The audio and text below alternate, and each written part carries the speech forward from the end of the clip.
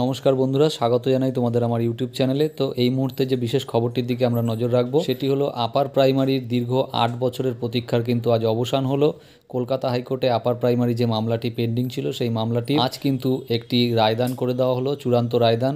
এই চূড়ান্ত রায়দানের মাধ্যমে বলে দেওয়া হয়েছে 14,052 জন ক্যান্ডিডেটকে কিন্তু 1 মাসের মধ্যে কাউন্সেলিং করিয়ে তাদের কিন্তু জয়নিং লেটার তাদের হাতে ধরিয়ে দিতে হবে এবং তাদের স্কুলে জয়েনিং করাতে হবে। খুশির খবর, পুজোর আগে আগে এটা কিন্তু একটা বিরাট ব্যাপার।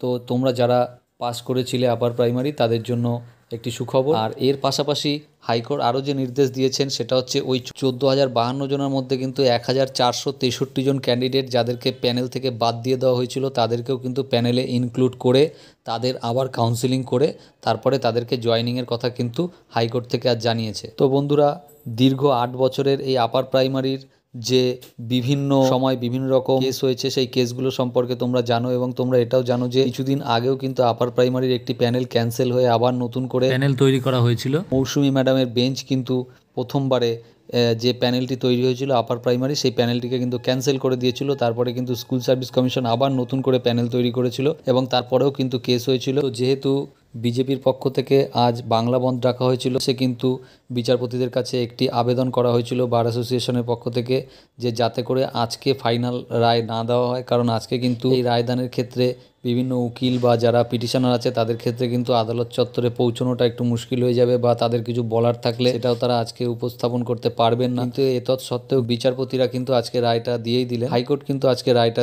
জানিয়ে দিল। তো সেই কেসের যে আজ রায়দান হলো সেই রায়দানে কিন্তু ভাগ্য খুলতে চলেছে 14,052 জন ক্যান্ডিডেটের।